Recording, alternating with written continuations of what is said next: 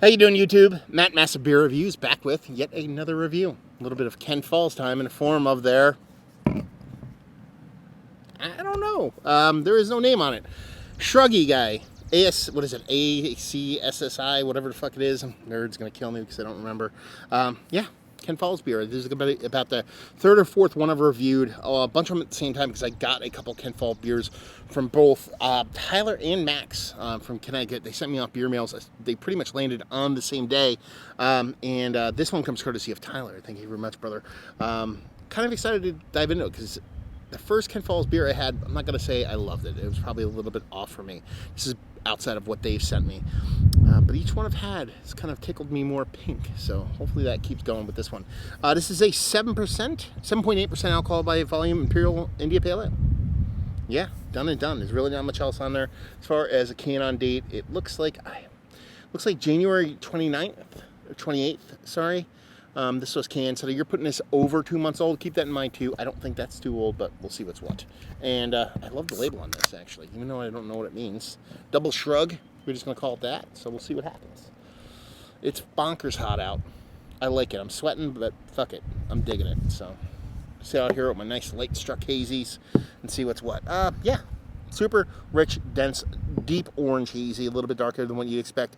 Index finger of creaminess just south of khaki, just north of white, infinite creaminess. So she definitely looks the part of New England IPA. OJ, just straight up OJ, just big, huge citrus, orange leaning citrus vibes. A nice old school kind of piney bittering in there, a little bit of soft. It's actually a sharp pineness, but it's not super in your face. It kind of just pricks at the edges. But it's quite nice. I like that kind of combination of that big, rich kind of OJ, and it's new school East Coast hazy OJ, not like hard candy, like old school IPA OJ, and then you get that soft little piney resinous bitterness in there. Don't see that combination all that much. Everybody's kind of dropping out all the bitterness, and if you do have the bitterness, more often than not, people are going to lean in that heavily green, heavily hop pellet kind of territory, as opposed to this kind of piney resinous. So I kind of dig it. Let's dive in. Cheers.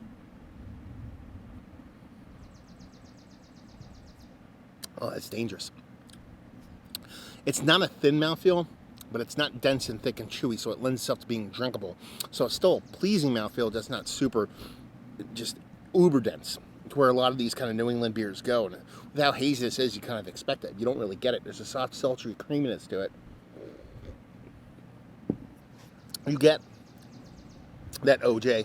It's like a no pulp, kind of like cheaper version of OJ, in that it's like a little bit thinner, a little bit more watered down. That kind of mouthfeel makes you think that way, but it's nice. It's not synthetic. It has a nice kind of hoppy OJ kind of vibe to it. That little bit of piney resinous I got in the nose, it's there, but it doesn't get any bigger than it was in the nose. And while it kind of touches you on the edges, it's not over the top kind of vibrant, but enough to kind of let you know it's there. It lingers on the tongue, that bitterness lingers, so you do get that sweetness, but you also get that bittering to kind of accompany that and stick around, and kind of adds a dimension to the beer. That's pretty much it. I mean, it is literally, to me, kind of like a West Coast hazy, New England style hazy with a little bit of West Coast treatment in a very nice drinkable package. 7.8%, you're talking about almost 8%, so it's a bigger beer. It drinks much smaller than that. A lot of people think that. I like the opposite of that world, but it's quite nice. It works on this really sunny, hot day, and I dig it. I like it. I'm not blown away. It's not rewriting any kind of lists of, is this going to shoot to the top of one of the better IPAs that I've had, or double IPAs I've had in quite some time. It's just a really well done, solid Imperial IPA in the hazy realm, with a bit of kind of West Coast influence. And like I said, isn't one of the better ones. It's worthy of being in that conversation, but it's definitely not going to get toward the top, at least for me. Value availability, I don't know. Maybe Tyler or Max or anybody out there in Connecticut can clue me on how Ken Falls rolls as far as their beer goes. It'll leave you with, if you like, you like this beer. If you just like old school West Coast IPA, you like new school hazies, but you want 3/4 new school, 1/4 old school, it's going to give you a little bit of best of the both of those worlds. Really tasty beer, really well done. And yeah, nothing to slouch. That's the word I'm trying to say, slouch at. And something, I don't know if I'd pick it up personally. off a shelf just because of its higher ABV content, but I'm really glad I got to try it. Let's go put it this way. If I went to Kent Falls, or let me rephrase that again, when I go to Kent Falls, because I will visit there someday, if they have this on draft, I'm definitely getting a pour. So there you go, another review in the books. Hopefully you guys enjoyed it. Down there if you want to talk about it. Massive Beers if you want to check me out doing the social media stuff. Beer Massive if you want to check me out doing the whole podcasting thing. And hopefully you guys enjoyed the review. Hopefully enjoying a nice hazy on this beautiful afternoon. And hopefully see you next time. Cheers.